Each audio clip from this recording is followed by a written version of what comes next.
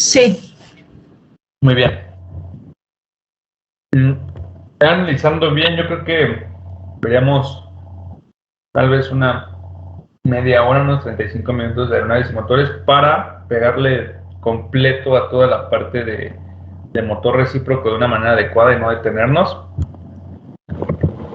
para no dejar dudas como entre el lapso que tengamos el día de hoy y el día de mañana. Pero bueno, vemos la parte introductoria de aeronaves y motores. Esa es la siguiente materia, aeronaves y motores. Como tal, bueno, esta materia son 30 preguntas en su examen. Aquí sí encontré mucho detalle en cuestiones de un promedio relativamente bajo, al menos los que presentaron la última vez. Este examen está elaborado con un mayor índice de preguntas acerca del motor turborreactor.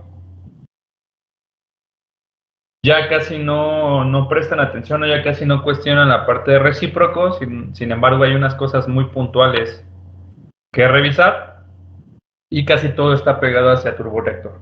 ¿Okay? No importa, nosotros vamos a ver todo lo que se ha venido manejando en cuestiones generales y enfatizar, claro está, en la parte de turborreactores. ¿Ok? Esta parte, este desglose o esta parte introductoria de aeronaves lo podemos encontrar bien en las preguntas de aeronaves y motores o algunas tal vez en aerodinámica. Así que igual, prestar atención, no importa dónde nos las encontremos, siempre y cuando las sepamos contestar. ¿Vale? Primero, clasificación de las aeronaves. Las aeronaves se dividen en dos: aerostatos y aerodinos. Los aerostatos, bueno, primero, los aerodinos van a ser las aeronaves más pesadas que el aire.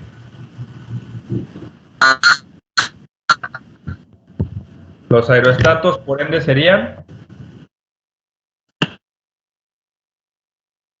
más livianas que el aire. más ligeras que el aire o menos pesadas. Cualquiera de los dos escenarios me lo puedo encontrar.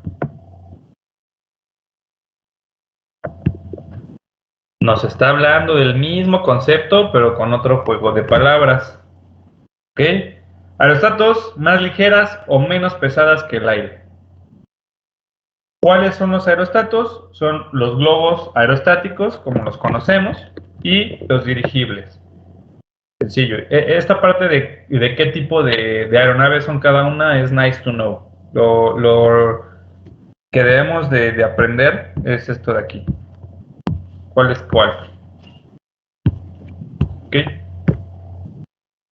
Los aerodinos son las aeronaves más pesadas que el aire, entre ellas el cometa, el ultraligero, el giroplano, el helicóptero, el autogiro, etcétera. El que nos compete a nosotros, las aeronaves de ala fija. O en su defecto, ala rotativa. Que aquí no creo que haya nada de helicópteros, pero por si llegase. Ok, aerodino nosotros lo vamos a asociar o lo vamos a encontrar como aeronaves de ala fija. ¿Ok? ¿Dudas de esta clasificación?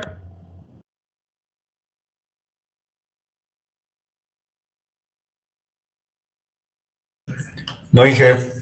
Conceptos muy básicos, perfecto, que no se utilizan para aerolíneas, pero en el examen sí lo preguntan. Ahora vamos con la aeronave como tal, las partes de la aeronave. La aeronave se divide... ¿Regresar la diapositiva, por favor? ¿Mandé? ¿Podría regresar la diapositiva, por favor? No.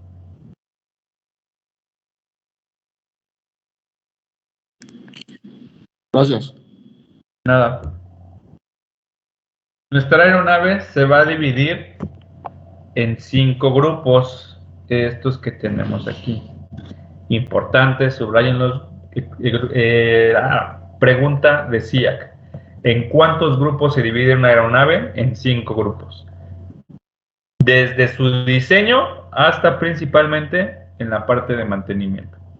Tenemos el grupo alar, el grupo motopropulsor o grupo planta motriz, que se refiere hacia el motor, el grupo motores, grupo empenaje, grupo tren de aterrizaje y grupo fuselaje. ¿Ok? Pregunta decía que en cuántos grupos se divide una aeronave. Mi respuesta es 5 o mi respuesta va a ser mencionar cada uno de ellos. ¿Ok? Pregunta de SIAC. Ahora vamos a desglosar cada uno de ellos, excepto grupo motopropulsor o planta motriz, porque es lo que vamos a hablar el resto de las diapositivas. ¿Ok? Primero, grupo alar. El grupo alar nos habla de las alas. Claro está. Primero, un poquito de conceptos generales. Vamos a hablar de distancias. ¿Cómo se llama esta distancia? Envergadura. Envergadura. Muy bien. La voy a borrar. ¿Cómo se llama esta distancia? ¿Cómo? Cuerda. Cuerda. Muy bien. ¿Cómo se llama esta distancia?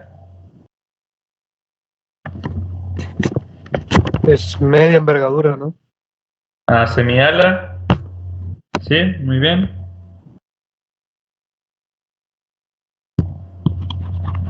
Y perfecto. Prácticamente eso es de las distancias del ala.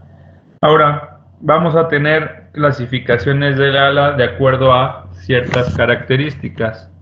Primero, por su posición. Vamos a tener el ala del Cessna. ¿Qué tipo de ala era? Por posición. A la alta. A la alta. A la media. A la baja. Y una cosa llamada parasol. ¿Cuál es la parasol?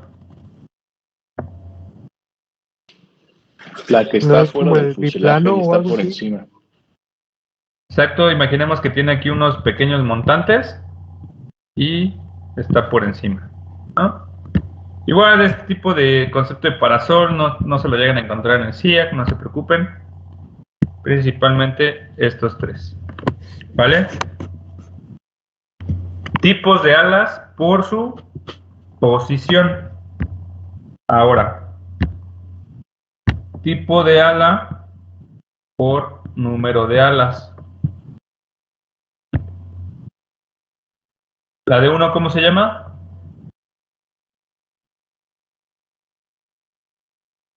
Monoplano. Monoplano. La de 2, Biplano. la de 3, triplano. Y 4 o más, Multiplano. plano. ¿Ok? Clasificación de alas por el número de alas.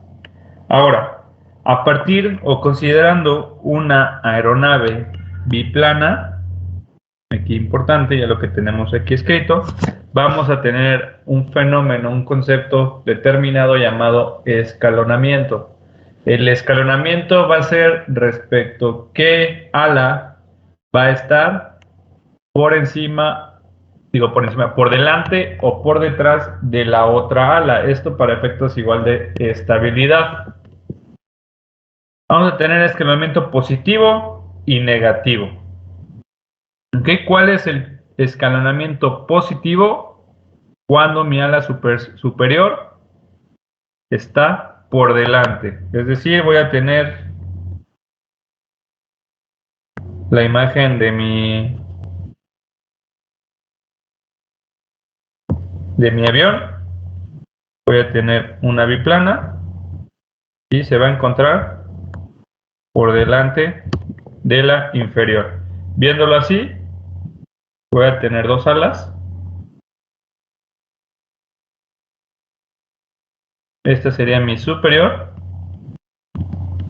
y esta mi inferior. ¿Quién va a definir mi escalonamiento? Mi superior. Si está por delante va a ser positivo, si está por detrás va a ser negativo. ¿Ok?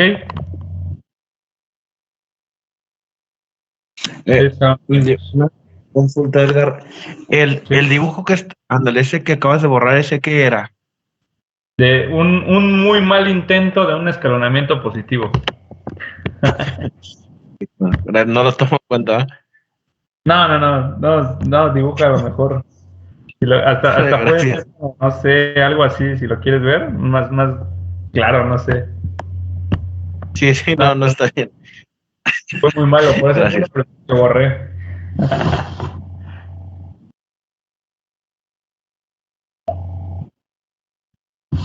Pero lo que sí es que el escalonamiento lo determina la superior, a la superior.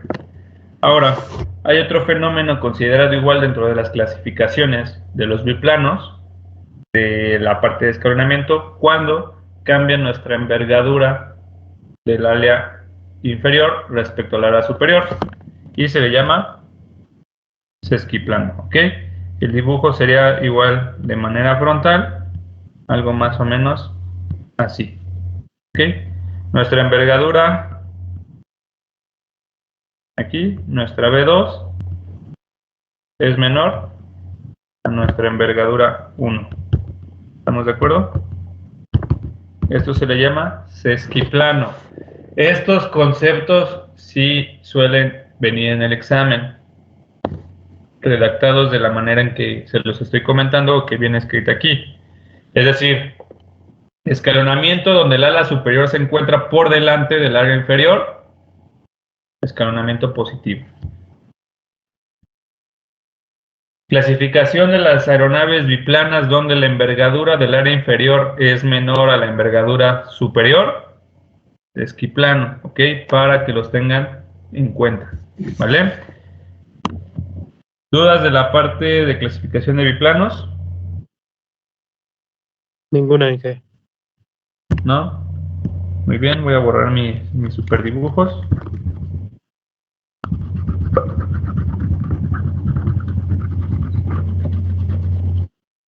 Ya sé por Y qué se por apellida Picasso. ¿Mandé?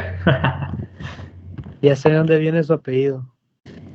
¿Qué crees que sí dibujaba? Ahorita ya tiene años que no dibujo. No dibujaba tan mal. O sea, no aviones ni cosas así, sino me gustaba dibujar personas, retratos, pero ahorita ya, de hecho, se les había comentado a los que toman presenciales, se había comentado que últimamente dibujo muy feo, no sé por qué. Pero espero que me hayan entendido, ¿no? Mi avión quedó, parecía como un delfín, no sé. Sí, está bien. Y por último, clasificación respecto a estructura, por estructural. Clasificación estructural de alas. Seguimos con el grupo ala, recuerden. Cantilever o semi-cantilever.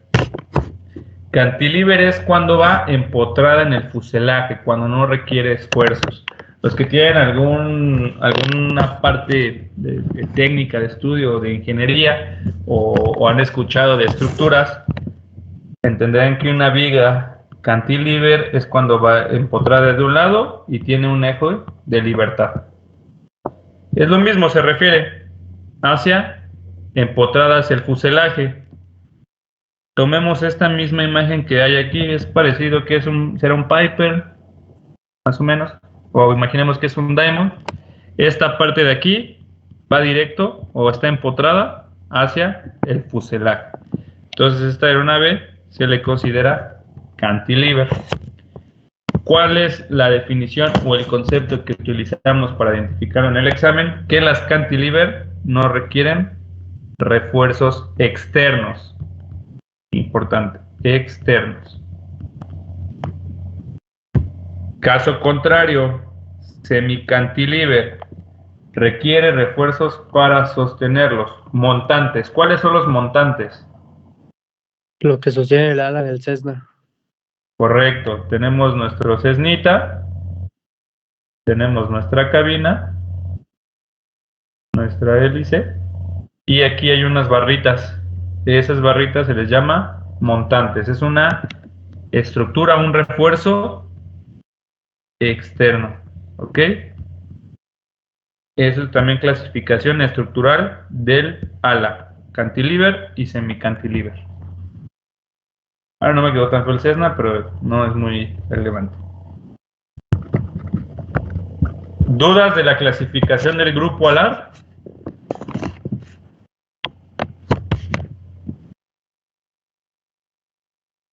No, ninguna. No. Muy bien. ¿Puedo borrar lo que escribí? Sí.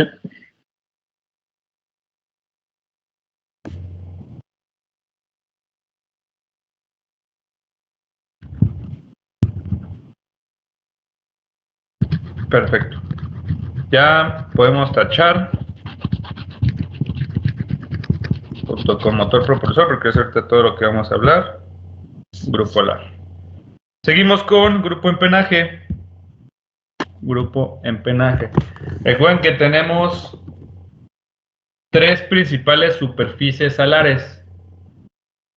O tres principales superficies de control. ¿Cuáles son? Alerones, elevador y el timón. Alerón, elevador y timón. Los que están en negritas. ¿Ok? Pregunta esa de aerodinámica. Respecto al grupo empenaje, recuerden que se divide en horizontal y vertical. Vamos a tener una clasificación por configuración. Esta no es importante, no la preguntan, pero la menciono. Es respecto al diseño del empenaje, es decir, un empenaje en T, un empenaje en cruz, un empenaje en V, un empenaje en H. ¿Ok? Que es cómo lo visualizamos, cómo está diseñado respecto a su performance o a su servicio que va a llevar el avión. Del empenaje, mencionamos, se divide en horizontal y vertical. ¿Cuáles son las partes de cada uno de los empenajes? Del empenaje horizontal se divide en tres partes. El principal, pregunta de SIAC, es el elevador o timón de profundidad. Cualquiera de los dos conceptos me lo puedo encontrar, ¿ok? Para que esté enterado. El estabilizador, que es la parte fija, esta que acabo de subrayar. Y el compensador. Este sería, más o menos lo tienen por este lado. ¿Vale? El empenaje vertical, principal superficie, timón de dirección. Tiene su estabilizador vertical y en algunas aeronaves también un compensador. ¿Ok? Solo se aplica. Aquí que es importante identificar de los empenajes, las superficies primarias de cada uno de ellos. Elevador o timón de profundidad en el horizontal, timón de dirección en el vertical. ¿Dudas de empenaje?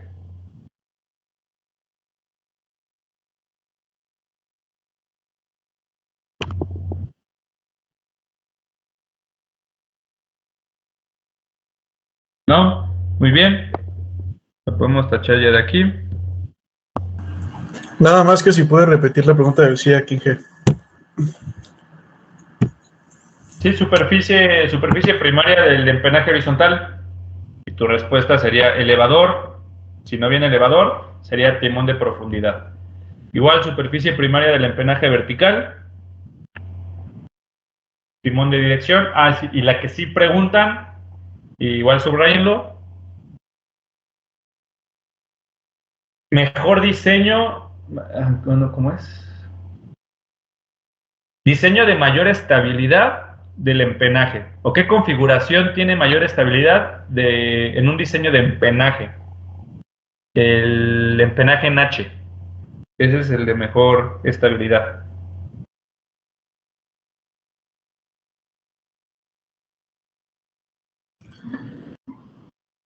Nuevamente, ¿cuál es la configuración del empenaje de mayor estabilidad? Empenaje en H.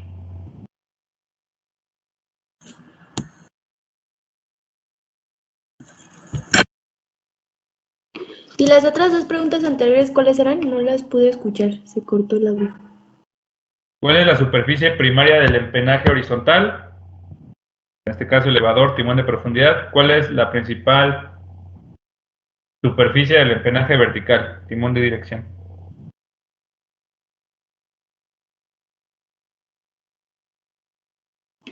Gracias.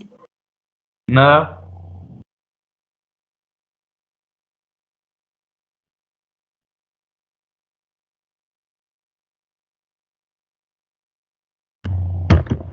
Muy bien, ya lo echamos. Seguimos con grupo tren de aterrizaje. El tren de aterrizaje se va a clasificar en dos formas. El primero por posición y el segundo por operación o accionamiento. Primero, por posición, solamente hay dos tipos de tren de aterrizaje: convencional y triciclo, o en su defecto, patín de cola y triciclo. Convencional y patín de cola es exactamente lo mismo, para que no se vayan a confundir, solamente son dos clasificaciones por posición de tren de aterrizaje. ¿Ok? El de la imagen, ¿qué sería? Triciclo. Triciclo, muy bien. El convencional lo tendría aquí, el tren, digamos, de nariz, o el tren primario, el tren secundario, perdón. Por operación o accionamiento lo dividimos en fijo y retráctil. Fijo, un Cessna; retráctil, cualquier avión comercial, 727, 737, un 320, ¿vale? ¿Dudas del tren de aterrizaje?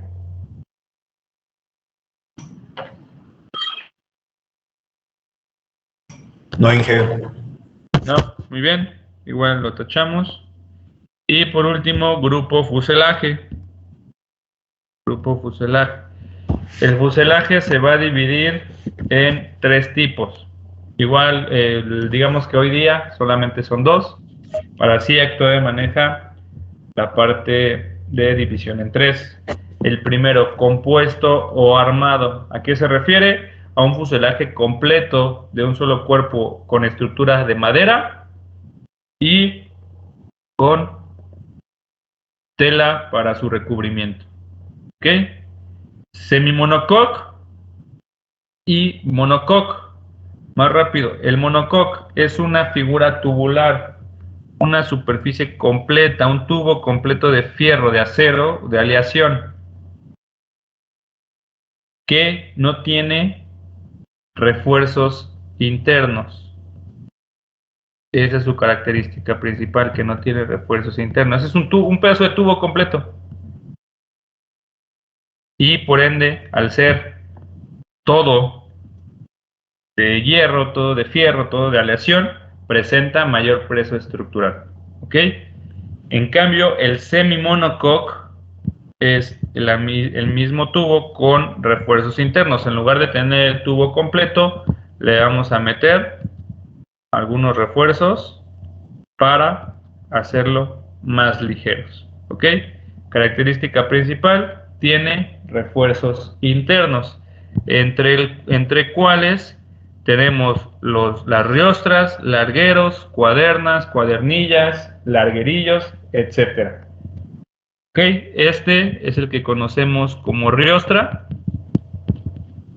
o mamparo, que es una parte estructural que suele estar a la mitad de los fuselajes. Los que van por el eje longitudinal, este de aquí, es el larguero o larguerillo.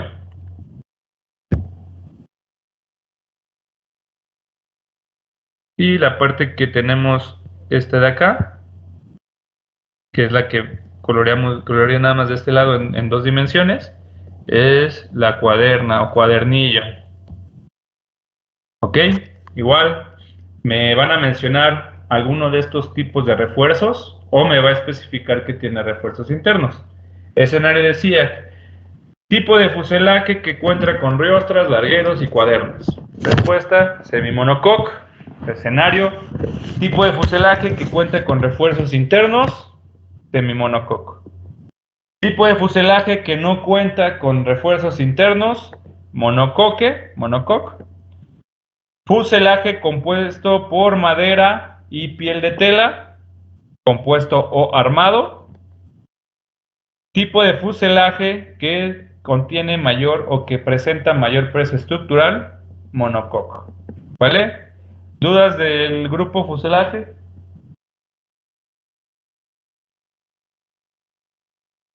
No. Perfecto, ya hoy día las aeronaves, por ejemplo, el 787, pues es un fuselaje semi-monocoque con materiales compuestos. Los materiales compuestos son unos materiales con alto índice de soportar esfuerzos. De acuerdo a su diagrama de esfuerzo y rigidez, tiene un grado índice de soportar esfuerzos y su peso es considerablemente menor a cualquier tipo de aleación. Entonces ya estamos prácticamente hablando de un nuevo estilo de fuselaje que todavía no está definido como concepto. Pero bueno, dudas de, igual ya podemos borrar. Y toda la parte de motores, pues ahorita la platicamos. ¿Dudas de los 5 grupos en los que está dividido la aeronave?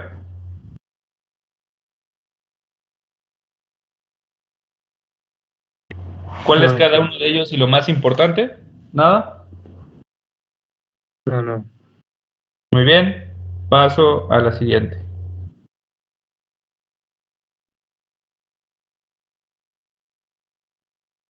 Y yo creo que terminamos con este el día de hoy. Para ver ya todo junto lo de motor recíproco mañana. La clasificación de motores. Bueno, vamos a ver lo más importante de cada uno de los motores, la clasificación en general y algunas características específicas importantes de identificar para fines del examen. Los motores se dividen en dos, motores de combustión externa y motores de combustión interna. ¿A qué se refiere? ¿Dónde lleva a cabo la mayor cantidad de trabajo? ¿Dónde explota prácticamente? Si explota hacia el área, hacia el medio ambiente o si explotan de manera interna. Las primeras, motores de combustión externo, máquinas de vapor, calderas. Solamente esos dos tipos nacen a partir de la revolución industrial en Francia. De hecho, los inventores de motores son franceses. Y aquí lo importante, que igual no creo que los pregunten, pero un compañero dice que sí, es el ciclo termodinámico en lo que trabajan los motores de combustión externa. Su ciclo termodinámico es el ciclo Rankine. Ok, es lo único que nos interesa. No hay aeronaves que funcionen con combustión externa.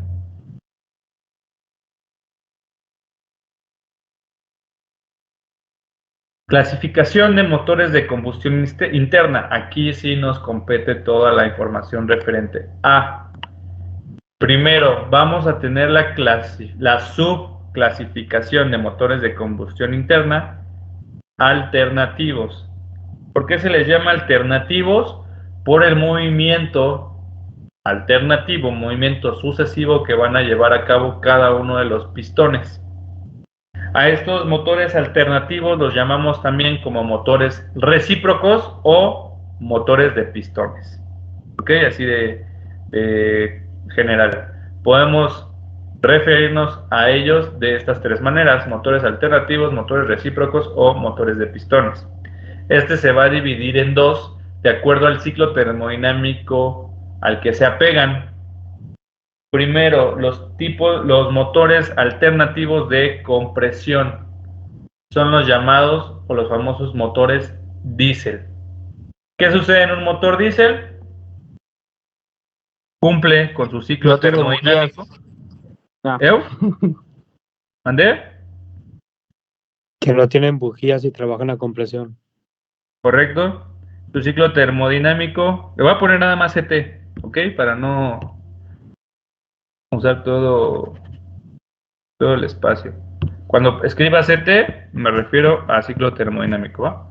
Su ciclo termodinámico se llama diésel y, como bien nos comentó el compañero, no utilizan bujías, su principio o su combustión la generan a través de la compresión, es decir, entra la mezcla, es un gas, entra el volumen, lo comprimen hasta que detona, explota y mueve mi cigüeñal o mi flecha de alguna manera. La parte de los motores diésel principalmente lo tienen los vehículos que necesitan gran cantidad de torque, es decir, un tractor, un camión, un micro, por ejemplo.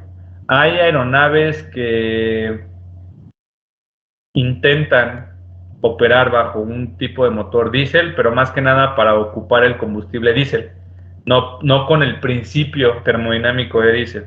Así que solamente vamos a utilizar el motor de compresión, el motor diésel, como un concepto de referencia. No lo vamos a asociar con aeronaves. ¿Ok? ¿Dudas del motor alternativo de compresión?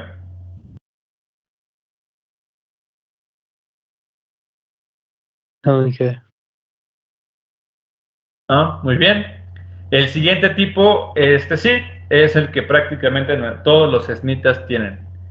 Un motor alternativo, motor recíproco o motor de pistones por chispa. ¿Cuál va a ser la diferencia respecto al diésel? Que este genera chispa a través de bujías. Importantísimo, ciclo termodinámico de los motores alternativos en aviación, ciclo Otto. Pregunta de SIAC. Este ciclo Otto es el que nos define los 4 tiempos. También llega a nombrarse este ciclo termodinámico ciclo de 4 tiempos. ¿Cuáles son? Admisión, compresión, explosión o expansión y escape. ¿Ok? Es un diagrama de presión-volumen, la definición del ciclo termodinámico. Y este tipo de motores van a estar clasificados de acuerdo a la posición de sus cilindros o, en su defecto, de sus pistones. Recuerden que un pistón va a estar dentro de un cilindro, así que podemos manejarlo a través de la clasificación como un sinónimo. Van a estar clasificados por posición de sus cilindros o de sus pistones, de los cuales vamos a tener motores en línea, motores opuestos, motores en V, motores radiales o motores abanicados. ¿Cuáles son los que se ocupan en aviación? Los opuestos, ya que generan una menor cantidad de resistencia. ¿Ok? ¿Dudas del motor alternativo recíproco de chispa? No, Inge. Igual hiciste esto, es lo más... Ajá, sí. Nada más una pregunta. ¿Me repites la pregunta de SIAC, porfa? La de ciclo termodinámico. ¿Cuál es el Termodinámico, ciclo? perdón. Claro. ¿Cuál es el círculo? El círculo. Ya estoy trabando. ¿Cuál es el ciclo termodinámico de los motores alternativos en aviación? La respuesta sería ciclo Otto.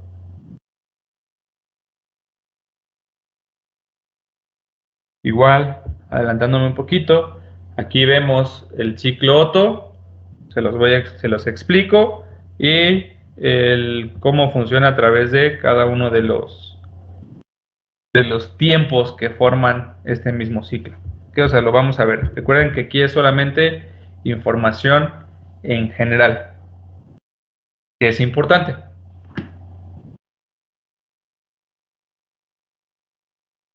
¿Alguna otra duda del motor alternativo de chispa? Perdón, ¿puede volver a repetir la pregunta que acaba de hacer del ciclo termodinámico, por favor? Ciclo termodinámico utilizado en los motores alternativos en aviación. Así va a venir. Y la respuesta sería ciclo Otto. Igual, la mayoría de las preguntas que les llego a comentar aquí en las clases son las que están en los en los cuestionarios, ¿eh? O sea, no es como que me invente una nueva. O sea, igual lo pueden estar practicando ahí en los cuestionarios, se las van a encontrar palabras más, palabras menos, pero lo importante es que hacer el énfasis de que es importante. ¿Vale? Muchas gracias. De nada.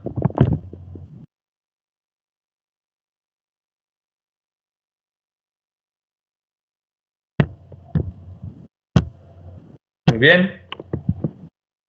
Otra división, otra clasificación de motores de combustión interna son los rotativos. ¿Ok? Aquí, importante y adelantando también un poquito, alternativos. ¿Por qué les dije que se ¿Por qué les dije que se llamaban alternativos?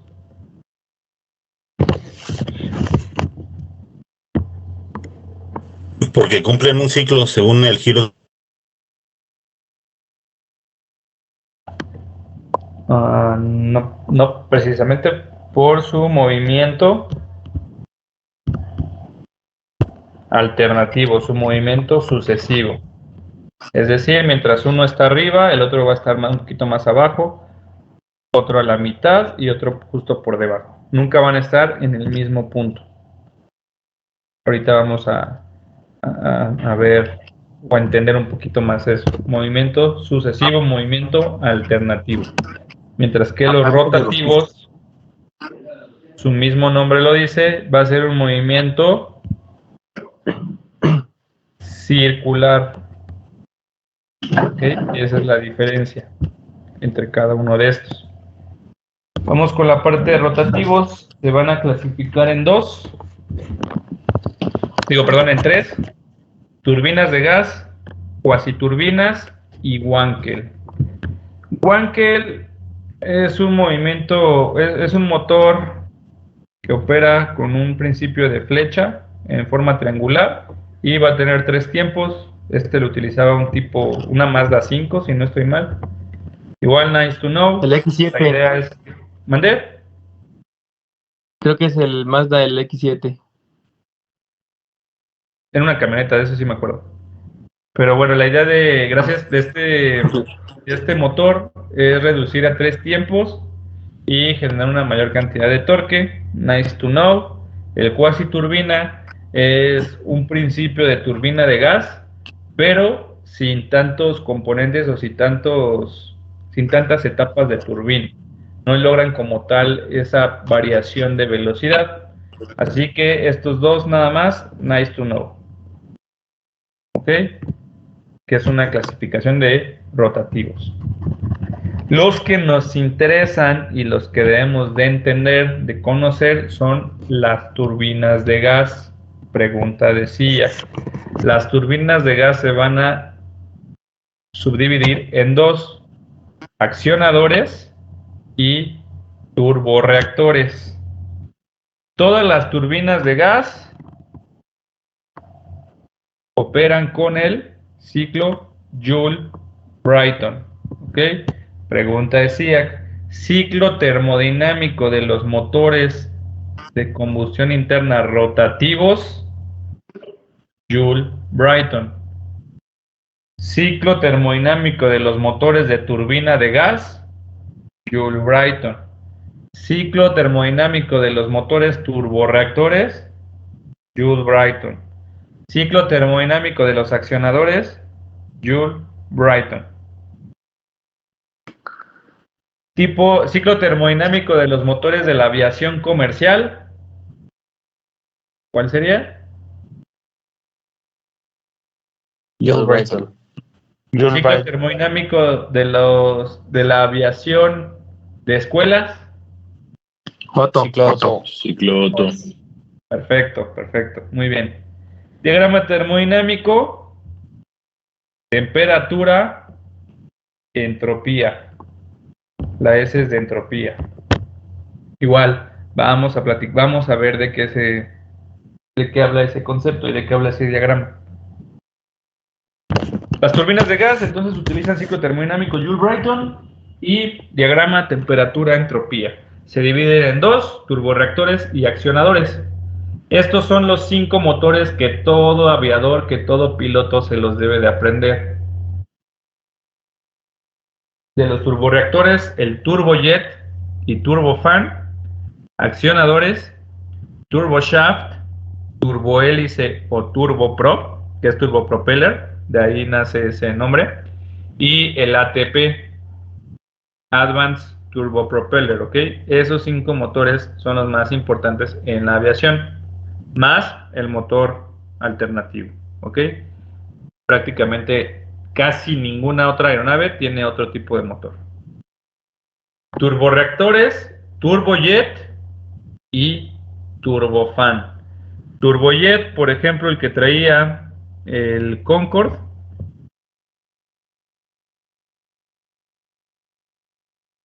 turbofan, un 737, turboshaft, un helicóptero, turbohélice, un ATR, un Advanced Turboprop, un A400, por ejemplo. ¿Ok? Vamos a hablar un poquito del turbofan. Les voy a comentar cuál es la diferencia con el turbojet. Y del turbohélice, pues igual a una que otra particularidad para fines del examen. ¿Ok? Clasificación de turbina de gas, ¿dudas? No, Inge. Muy bien. Y otro tipo de motores de combustión interna son los pulsorreactores, los estatorreactores, que estos son más para principios de cohetes. Los que les gustan las películas, y ya saben que yo hago muchas referencias de películas.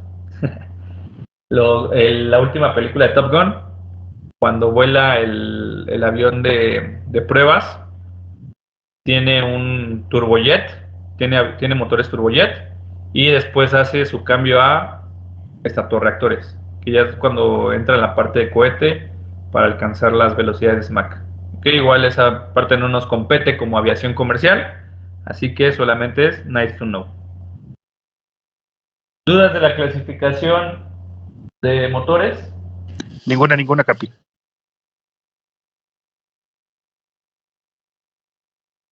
Perfecto.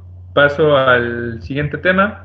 Este no lo voy a ver todo, porque quiero que nos vayamos de corrido con los conceptos, entenderlo, porque esta se relaciona con la siguiente diapositiva hablando de los sistemas, con anormalidades del propio motor. ¿Okay? Y termino con el six-pack, ¿vale? Para eso aventándonos de corrido todo y que se entienda de una manera adecuada. Igual me estoy adelantando un poquito, el orden de los factores no altera el producto. Que no se preocupen, al final es entender todo de una manera adecuada y asociarlo en su determinado momento. El six-pack. Recuerden que el six-pack es la parte de instrumentos que toda cabina, toda configuración de cabina debe de tener, y que nosotros empezamos con una cabina sencilla de 6 instrumentos para después poder volar cabina de cristal, que va a tener estos mismos instrumentos pero de una manera digital. Este six-pack nos lo teníamos en nuestro Cessna, era en la parte frontal de nuestra cabina, y teníamos que entender un poco cómo funcionaba cada uno de ellos y qué nos otorgaba para saber si podíamos seguir volando o teníamos que regresar o simplemente nunca salir de la plataforma. ¿Ok? Este six-pack se va a dividir en 2 tipos de instrumentos, en instrumentos de tubo pitot y en instrumentos giroscópicos. Primero, y de acuerdo a la imagen, este instrumento, ¿cómo se llama? Indicador de velocidad. El velocímetro, muy bien. Velocímetro. El de acá, este en medio. Horizonte artificial.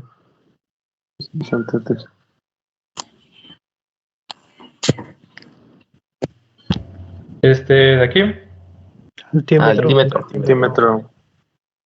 altímetro. Este de acá, Color Vertical Bank speed. Indicator. PSI. ¿Cuál es? El indicador vertical. De acá. ¿No será el giro direccional? Giro direccional. En inglés, Heading indicator. el heading, muy bien. Y este último, Turner Bank Indicator. Turner Bank. turn coordinator o coordinador de viraje. Vale, todos lo conocen, no tienen ningún problema.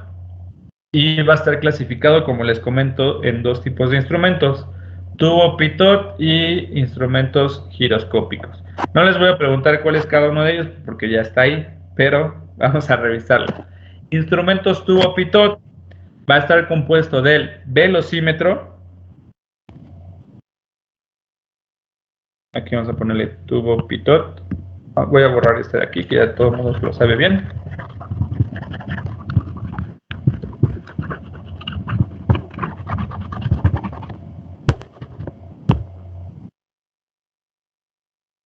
Tubo pitot, velocímetro, altímetro e indicador vertical, PSI. Ambos van a funcionar estos tres van a funcionar con el tubo pitot. El tubo pitot, si ustedes recuerdan, es un instrumento, un dispositivo que tiene esta forma. Siempre va a ir colocado del lado del capitán, perpendicular hacia el ala. Va a tener dos tomas, va a tener una toma de este lado y una toma de este lado. Esta toma va a ser mi puerto dinámico o mi toma dinámica. La palabra de puerto es como viene en los libros, por eso lo escribo así. Y esto, mi puerto estático. ¿Estamos de acuerdo? La idea es que siempre va a estar orientado hacia permítanme.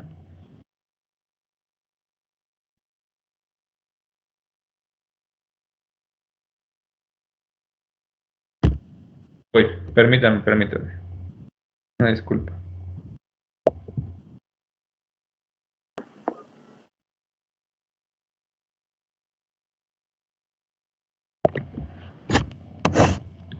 Listo, ya todos ven mi presentación de nuevo, ¿verdad? Sí.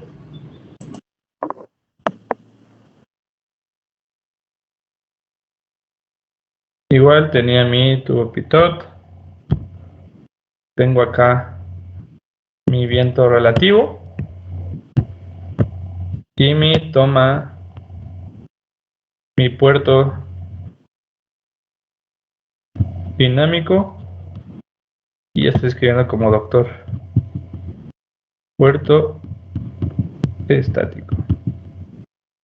Siempre va a estar orientado hacia mi viento relativo, y la idea es que conforme yo vaya cambiando mi ángulo de ataque, va a ir cambiando mi presión respecto a que voy a ir ascendiendo o descendiendo, y por ende va a cambiar mi toma estática, mi toma dinámica bajo el performance que yo me encuentre. Una presión total, recuerden que está constituida dentro de la suma de mi presión dinámica y mi presión estática. Aquí la voy a tener dividida en dos, y en los cambios, la variación que me dé mi parte dinámica va a ser la que me va a otorgar cierto cambio en mi velocidad, en mi velocímetro, respecto hacia haciendo y deshaciendo. El altímetro y el BCI como tal, con el puerto estático, va a determinar la presión del lugar donde yo me encuentro. Esto con la capa límite adherida de mi tubo pitot, y además recuerden que voy a tener una toma o varias en mi aeronave. En nuestro Cessna solía encontrarse del lado del copiloto, igual por la puerta, del lado del piloto, por la puerta, ahí cerca del cable, por ahí se encontraba. Estos cambios de presión respecto a en qué atmósfera me encuentro, a través de unas cápsulas anaeroides o de unos diagramas, me van a dar diferentes tipos de valores. Así es como funciona. ¿Qué es lo que debemos identificar o qué es lo que nosotros nos debe de interesar para el examen. La clasificación de acuerdo con qué tipo de presión funciona cada uno de estos instrumentos. El velocímetro va a ser el único que va a funcionar con presión dinámica y presión estática, mientras que el altímetro y el indicador vertical van a funcionar solamente con los puertos estáticos. ¿Ok? ¿Se entiende esta parte? ¿Con qué tomas o con qué puertos asocio cada instrumento? Sí. ¿Cree que se lo puedo poner al lado del instrumento? Acá viene. Aquí está, mira. Ah, sí, cierto, perdón. La presión total, disculpe, la presión total dijo que era presión dinámica más... Estática. Ah, gracias. Nada. Ahora, ¿cómo vienen los escenarios o el tipo de preguntas de los instrumentos de tubo pitot? Igual tengo que analizar muy bien y leer completo lo que me están preguntando. Escenarios sencillos. ¿Cuáles son los instrumentos que funcionan con presión estática?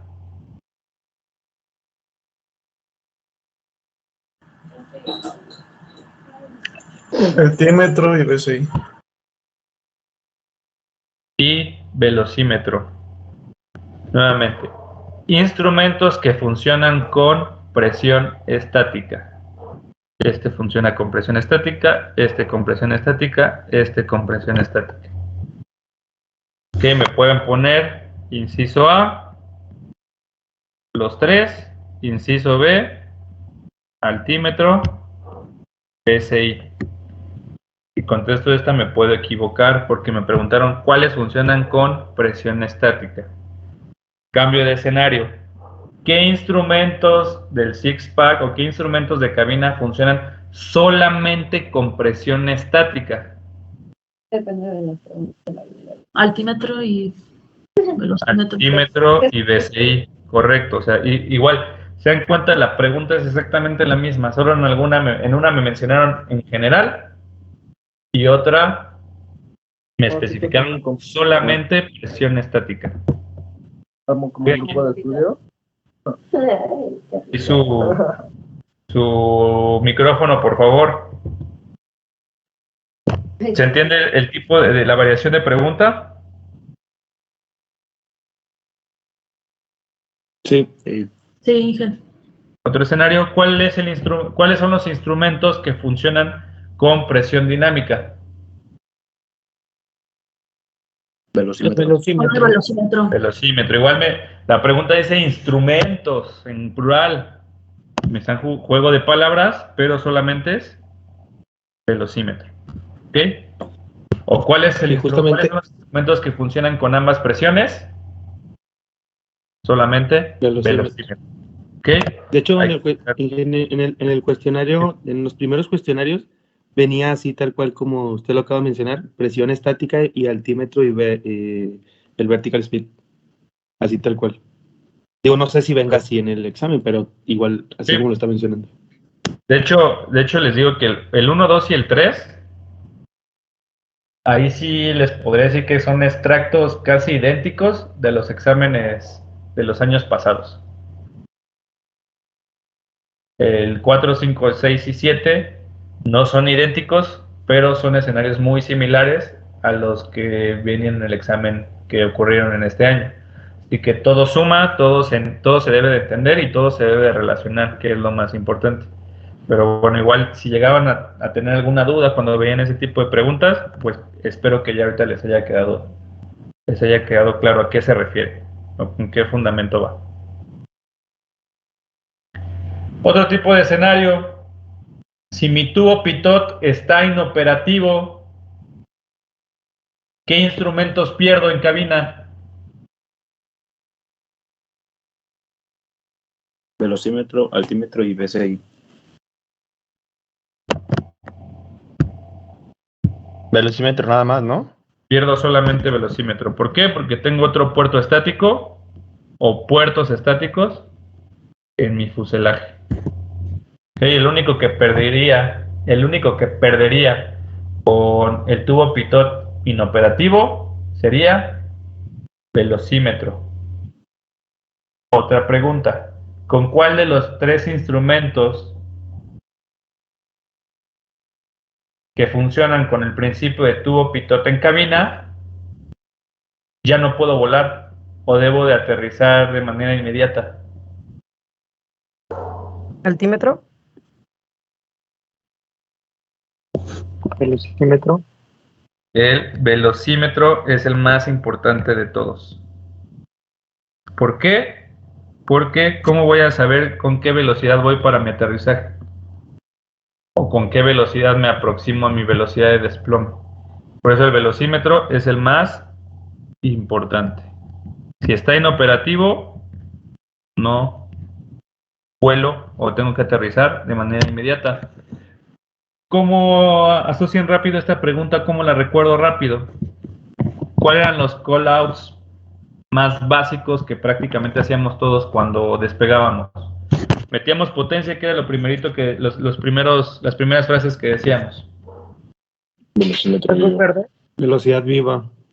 Velocímetro o velocidad viva. Si no estaba viva, era aborto de despegue. ¿Están de acuerdo? Por eso es el más importante, ¿vale? Esto es lo más relevante acerca de los instrumentos de tubo pitot. ¿Dudas de los instrumentos de tubo pitot? Sí.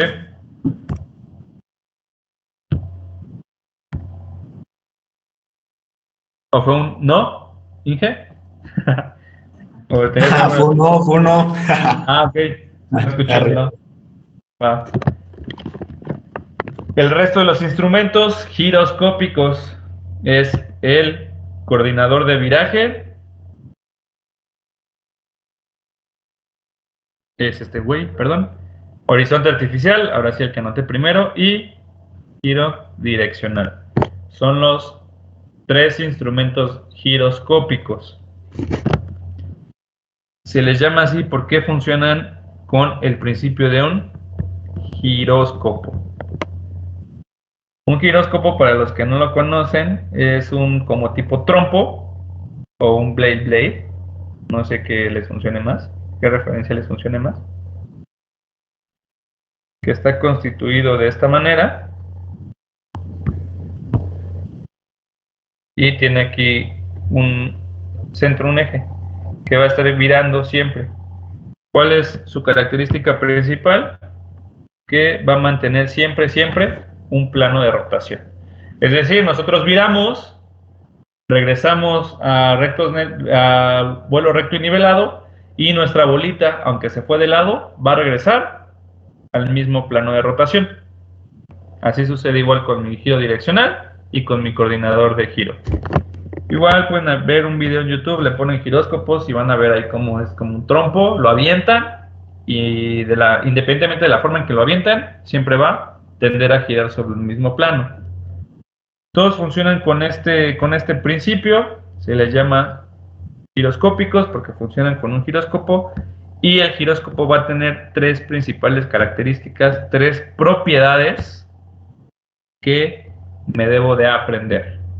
El primero es rigidez, la propiedad de rigidez o de inercia, la propiedad de precesión y la propiedad de nutación. Son las 3 propiedades de los instrumentos giroscópicos. Pregunta de SIAC. Rigidez o inercia, precesión y nutación. ¿Cuáles son las características de cada una de estas propiedades? Bueno, la propiedad de rigidez o de inercia es cuando se mantiene sobre un mismo plano de rotación. ¿Puedes repetir las propiedades, porfa, de los instrumentos giroscópicos? Claro, igual, precesión. igual están aquí abajito, para que noten igual las características. Es rigidez o inercia, precesión y nutación.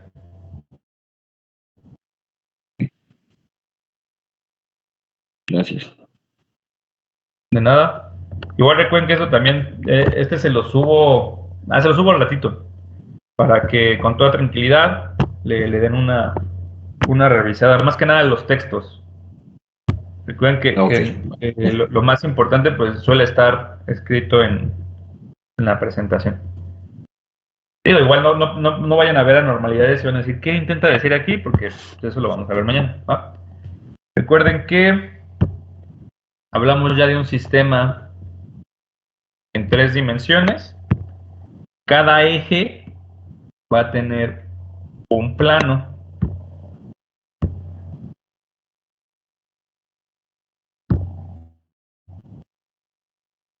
Aquí tendríamos el plano XY. Aquí tendríamos el plano ZX o XZ. Aquí tendríamos el plano YZ. ¿Ok? La propiedad de rigidez es mantenerse en un mismo plano de rotación. Es decir, giro aquí, giro sobre este plano, no se me recogen, me vuelven a aventar, ahora giro sobre este plano, o giro sobre este plano. ¿Por qué les comento esto? Porque si voy recto y nivelado, voy a tener un plano de rotación. Si mantengo un viraje coordinado, voy a mantener un diferente plano de rotación. Si giro volteado, mi horizonte artificial va a estar alineado, pero mantengo otro plano de rotación. ¿Ok? A eso se refiere. Rigidez, propiedad de mantener el giro en un mismo plano de rotación. Segunda propiedad, igual, estas definiciones que están aquí son preguntas de SIAC. ¿Ok? Es decir, propiedad de un giróscopo que se refiere cuando gira en el mismo plano de rotación. Y la respuesta sería rigidez o inercia. Segundo escenario, precesión.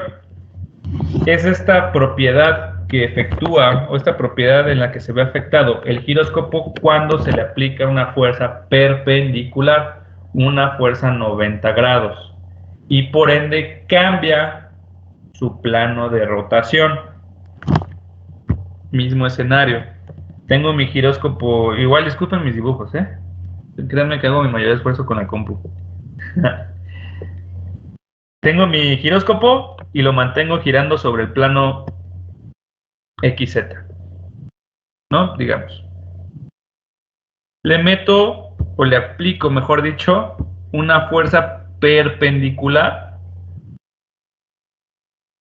al plano de rotación. Entonces ahora voy a cambiar de esta forma mi giro. Pero me voy a mantener en un nuevo plano de rotación.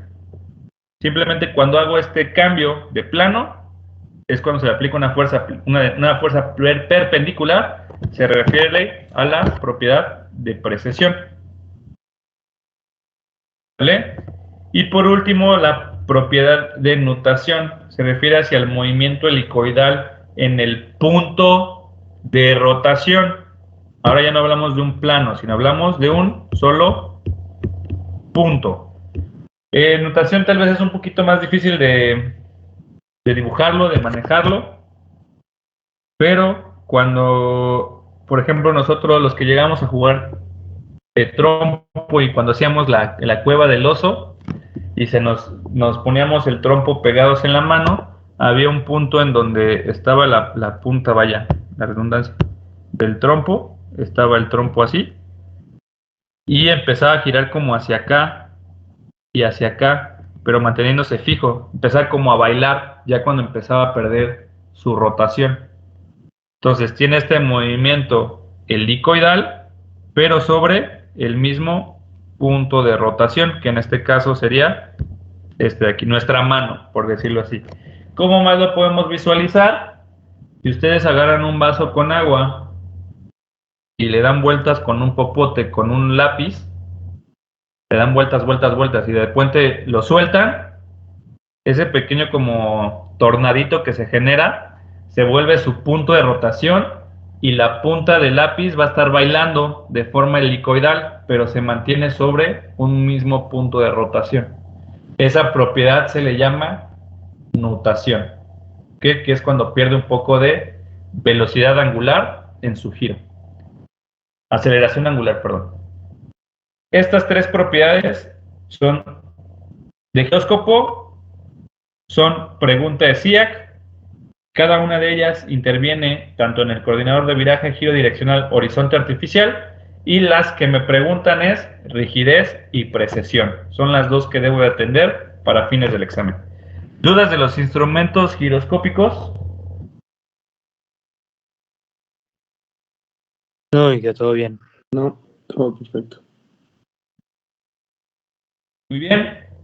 Por el día de hoy, de hecho acabamos justo. Sería todo lo que veríamos. Esto, insisto, todavía vamos en la parte de motores alternativos. Bueno, de hecho ni lo vemos todavía como tal. Vimos la parte introductoria de aeronaves. El día de mañana nos continuamos con toda la parte de motores. Probablemente no lo vamos a terminar. Así que misma situación. Ya mañana lo platicaremos. Si no lo finalizamos, sería hasta la otra semana. De cualquier manera, de lo que vimos ahorita, ¿tienen alguna duda? Creo que no de momento yo. No, perfecto. Les subo la presentación. Ahorita se la subo en unos 15-20 minutos para que la puedan revisar. Les agradezco su asistencia. Nos vemos el día de mañana. Espero que hayan recordado un poco esta materia, que es la que luego se les dificultaba a algunos.